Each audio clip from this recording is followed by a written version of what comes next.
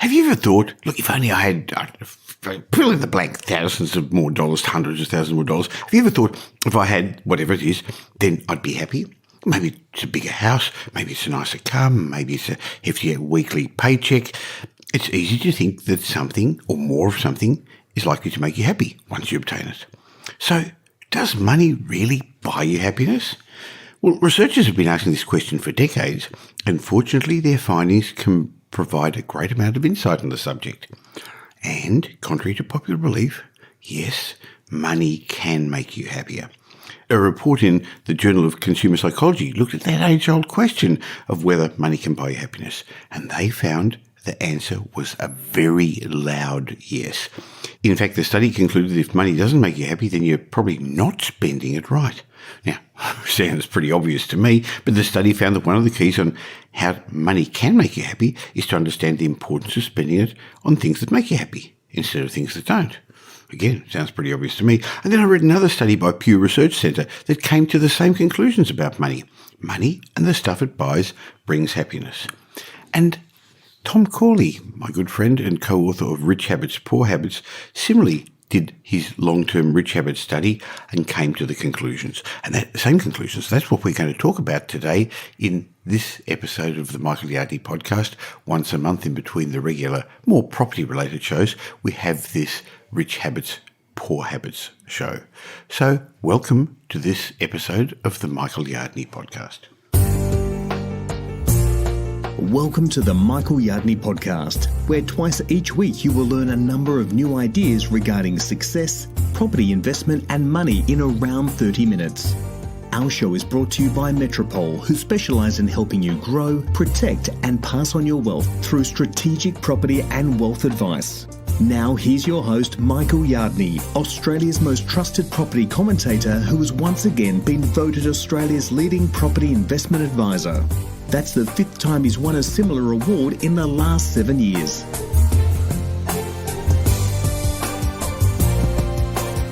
I'm about to shatter your understanding of happiness. Now, for some listeners, this might be a bit discomforting. For others, it could be a revelation. See, on any given day, if you ask somebody if they're happy, their response will be dictated by their current state of happiness. If they're near a happiness event, they're going to say they're happy. And if they're recovering from some upset, something bad, something not worked well, they're going to say they're unhappy. So what we want to talk to you about today is it really true that wealthy people are happier people? You know, you hear all the time that money can't make you happy. Well, you're going to find out that's not actually the case. And the person who's going to explain that to us is my good friend and co-author of Rich Habits, Poor Habits, Tom Corley. Welcome, Tom. Hi, Michael. How you doing?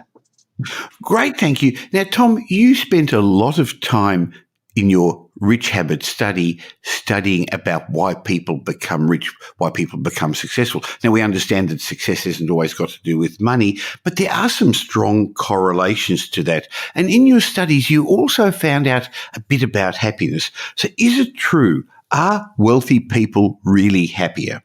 They are happier. You know, there's a lot of reasons for it, but I'll just give you one example.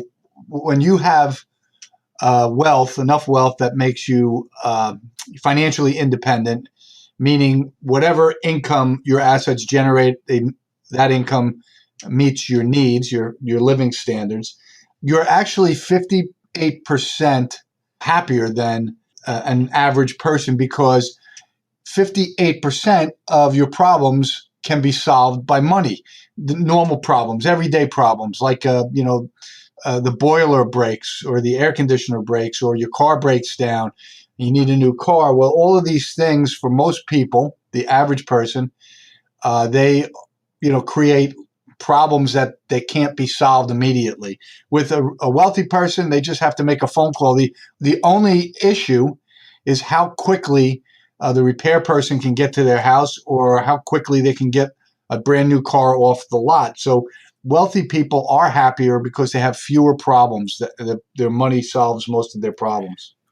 Well, It's true, Tom. Any problem that money can solve isn't a problem. Now, we know money is important in those areas where it's important, and it's not at all important in other areas of your life. And again, as I often give a disclaimer when we have these conversations, because we're going to upset some people, aren't we, Tom? We're not judging people, but these are the facts based on your very detailed study and on my experience mentoring a lot of people. So money problems can be solved if you've got problems. But you also say, Tom, that happiness is event driven. What do you mean by that? Well, if you think about it, when you're happy, it's usually during or immediately after some type of happiness event. A good example is my son just got engaged over the weekend. And Oh, really? I didn't know that. You didn't tell me. Congratulations. And we only met Brendan a few months ago. That's exciting. Yeah. And oh boy, Michael, were we all happy. And that happiness lasted for about 3 days. So, these events that we have in life, maybe their births, their weddings, engagements, these things create happiness. Well, what I found in my research is one of the reasons wealthy people are happier is they create more happiness events. Like, you just went on a cruise, a beautiful cruise with Pam, and you had a great time. So you were happy. A lot of people can't afford to do a cruise like you did. So what you did is you actually created a happiness event because of all of your success. Wealth was able to create a happiness event for you. Well, we have a lot of people in New Jersey who buy vacation homes down by the shore, the Jersey Shore. Well, every weekend is a happiness event for them because they have their family and their friends visiting them, and they're also, in the beach by the water, which they love. So they're creating these happiness events with their wealth, and so the wealth does buy more happiness. If it doesn't buy it, at least rents it because you get it for a short time, don't you? That's right. Yeah, you actually can't buy happiness, but you can rent it. Okay, so to understand the importance of happiness events, what causes happiness? So we know, or at least the science on happiness is becoming very clear. About 50% of your happiness is genetic. It's driven by your DNA and your genes. So there's a baseline of happiness that you're just born with. Some people. Now, I'd agree with that, Tom, because some people always seem to, the glass is half empty while others are glass is half full. So it does seem to be something inbuilt in certain people, isn't it? That they just can't see the good in things. That's right. That's right. So they have, some people just have a happiness baseline that is, very high and they're always happy. And some people have a happiness baseline that's very low. And so they tend to be less happier. But then the interesting thing is, well, what about the other 50%? Well, 40% of happiness is event driven. It's driven by your activities, the things that you do. And 10% is actually driven by your circumstances. So, there's a lot of people who listen to our podcast and they're all trying to become very successful and wealthy. Some people have the impression that once they become wealthy, once their circumstances change, they're going to be happy. Well, that's not really the case. Only 10% of your happiness is derived from circumstances. Activities, the things that you do, that's the big game changer. Pursuing dreams, goals, engaging in happiness activities. Those are the things that are going to really drive your happiness no matter what your baseline is. That makes a lot of sense because we all know people that are materially rich but are still miserable. They're grumpy. They're not happy. They're never going to be happy. So it's not all about money. So it seems that some people are hardwired genetically for happiness and others for unhappiness. So you've got a baseline. But are there certain activities that improve your circumstances that make you more likely to be happy, Tom? Yeah, there are. And this is another rabbit hole that my rich habits have taken me down. And a lot of this is related to how the brain works and how the brain releases neurotransmitters. For example, exercise. So, I talk a lot about exercise. Well, aerobic exercise releases something called monoamines. Monoamines are actually a class of neurotransmitter. They're the serotonin, dopamine, and norepinephrine. And when you engage in aerobic exercise, the brain releases these neurotransmitters, and they all have the same effect. They boost happiness. Overcoming a fear boosts dopamine and the norepinephrine. It's hard to say, norepinephrine. It's Epinephrine. yeah. In Australia, it's actually called adrenaline. You call it epinephrine there, Yeah, but I think that's I'll okay. stick to adrenaline because I can say that. Yeah. And if you engage in like a daily activity, a habit of reading to learn, well, the brain likes learning. The brain likes novelty. It's one of the reasons why human beings are so successful is we're always experimenting. We're explorers. That there's a reason why we're explorers. The brain loves novelty, and when you pursue novel activities or learning, it boosts your dopamine. Relationships, if make a habit of building relationships with other success-minded, optimistic, upbeat individuals, you're actually boosting your serotonin neurotransmitter, and also mentoring others and helping others. You and I do a lot of charity work. Well, I get a boost. I was just on the phone with the managing director of the charity that I run, and we had some really good news on an event that we're going to be running soon. And I was happy for about 15 minutes after I got off the phone. When you help others, when you devote some of your time to charity, it boosts the serotonin. Solving problems, when you overcome a problem or you overcome a fear, it boosts the dopamine. Receiving an award for something, if you work hard, like you and I have written books, you've done so much great work there in Australia with property development. And when you get awards, boy, it makes you immediately happy. That's the dopamine and the adrenaline kicking in. Just saving money. Now, people might say, well, how does saving money make you happy? Well, when you think about your savings, you get happy. When you think about how much money you have in the bank, it makes you happy. I guess conversely, if you don't have it there, you're not that happy. That's right. What you're focusing on is the debt that you have, which makes you unhappy. Wealth eliminates that negative thought. You don't think about the debt that you have because you don't have any. So there's a whole lot of activities that clearly do make you happy. Any others you want to quickly discuss? Yeah, practicing gratitude, that's a habit. Now, why is gratitude so important? Well, gratitude happens to be the gateway to a positive mental outlook. It shifts your thinking from scarcity, the glass is half empty, to abundance, the glass is half full. When you start saying things like, I'm grateful that my car started this morning, I'm grateful that the air conditioning works in my house, little things. Well, if you really focus on what you're grateful for, it makes you just feel like optimistic. It just shifts your mindset from pessimism to optimism. And that stays with you for most of the day because it's a good thing to do it in the morning. If you engage in any creative pursuit, when it was funny, but at the end of April of this year, I had a client event. We did this Pinot and Palais, painting and drinking wine, two of my favorite things. Well, actually, I never painted before in my life. I didn't know that you painted. I don't.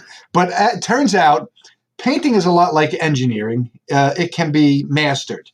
You just have to know what to do. Well, I didn't know that. And when I was done painting, I was actually so happy for like 2 or 3 days because I couldn't believe what a good job I did on the thing that we had to paint. So when you do something creative, like writing a book, I just finished Guaranteed Wealth and I sent it to my publisher. Well, that made me happy for about a couple of days. I just was thinking about it all the time and that made me happy. So, creative pursuits can, whatever you find in your niche of creativity, you should pursue hobbies that are creative because they do make you happy. So having more money, having more wealth gives you more time and actually gives you more choices. And if you make the right choices, you can enjoy your life better. But one of the things that kept coming to me as you were going through that list, Tom, is these things are short term. They are temporary. They last minutes, hours, days. So it's something you've got to keep practicing. But I think that it all falls back to the gratitude. If you're not grateful, if you're not appreciative of what you've got, all the assets you've got, all the money you've got, all the stocks you've got, the businesses or the real estate isn't going to make a difference, is it? No. And you touched on something which is interesting. The long-term cousin of happiness is fulfillment.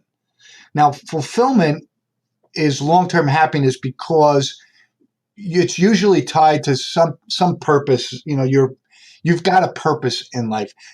For example, there's a woman in India that I've been mentoring probably for 4 or 5 years, trying to get her on track with her life, and she's been pursuing a dream, and she's finally quitting on the dream, which has me upset. I got an email a couple of weeks later after she told me she's quitting on her dream, and she was so negative and so depressed and so down. And I emailed her back and I said, the reason you're so low is because you gave up on your dream. You have no purpose now. See, when you pursue dreams and you have goals, it gives you that feeling of purpose in life. You always have to have something that you're shooting for. That gives you the long-term happiness, the fulfillment form of happiness that keeps you happy from day to day. I guess that's one of the reasons when people retire, they're a bit lost. They haven't got something to aim towards. So I've found a lot of people when they leave their work, unless they find other fulfilling activities, they go into a slump, Tom. Yeah, and that's why if you're retiring, it's so important to actually have or pursue hobbies or do some nonprofit charity work. You need to do things that are happiness activities. Otherwise, you're going to have no purpose and you're going to be depressed.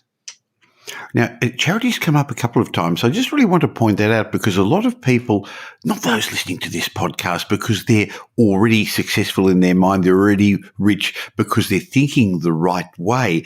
But a lot of the poor people are going to be jealous of the rich people and not recognize that what they do with their money, in fact, is also help other people up. You've said that so often in our little chat now. The mentoring that you're doing, the education that you're giving people, your aim in life is to actually bring more people up to a good level rather than spread the money downwards as some segments of our society are trying to do. Yeah, and I get so much joy. I mean, I've always been kind of an upbeat, optimistic type, but I've had years, when I was down because things weren't going my way. But I have to tell you, since I've been on this journey, on the Rich Habits journey, particularly since 2012, when things really started to go well, I've really been motivated and stimulated and felt fulfillment. It's not so much the money, but it's just the reaction that people have. I mean, I get emails every day, people telling me how, I'm changing their lives. In fact, with this book that I've just sent to my publisher, I asked some of the readers, some of my followers, my subscribers on my website to give me an endorsement on the book. And I got all of these great emails back, and I said, wow, I am making a difference in the world. It made me happy.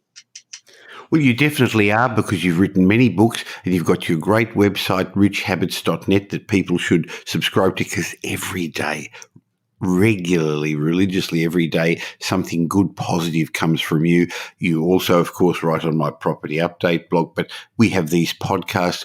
But a great way of learning more is getting our book, the book Tom and I wrote together, Rich Habits, Poor Habits, and you can get that at richhabitspoorhabits.com, or you can get it online at Amazon, but you can get a physical copy through richhabitspoorhabits.com.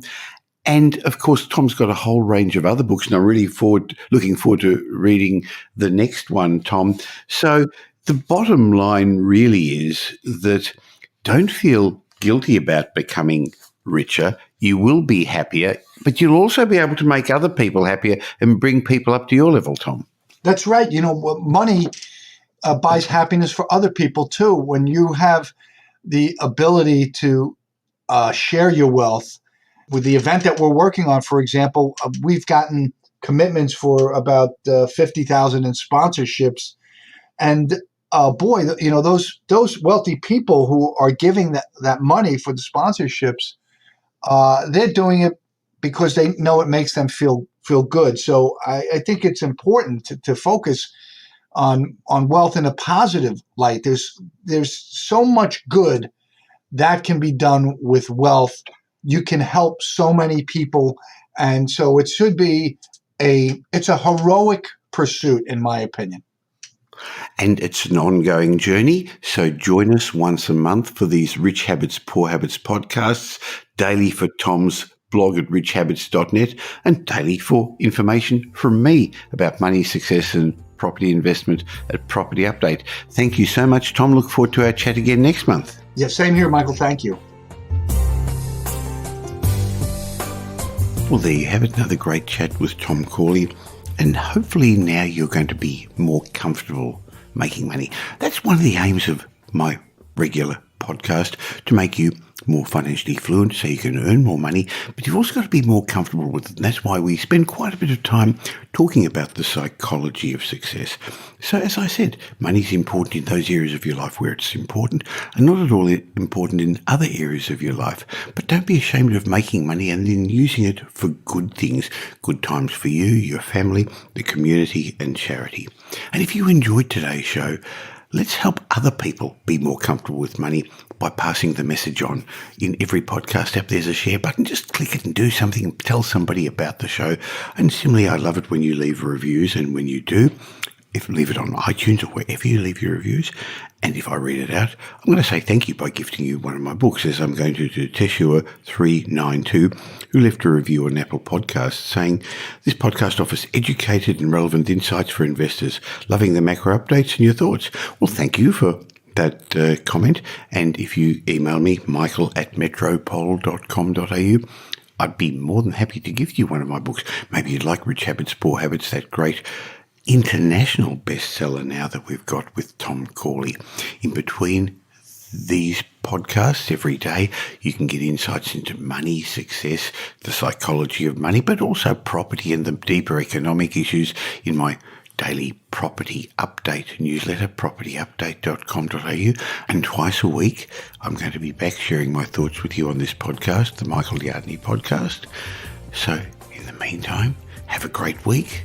Make it a great week. Thanks for listening to this episode of the Michael Yardney podcast, which was brought to you by Metropole, who help their clients grow, protect, and pass on their wealth through strategic property and wealth advice. If you like what you heard and don't already subscribe, you'll find us on iTunes or on your favorite Android app as the Michael Yardney podcast. Watch out for our next show, which comes to you twice a week, and you'll learn some new ideas about property investment, success, and money in around 30 minutes. To get more of Michael's thoughts, go across to www.propertyupdate.com.au and sign up for his daily morning briefing, and you'll hear from not only Michael, but a group of leading property success and money experts.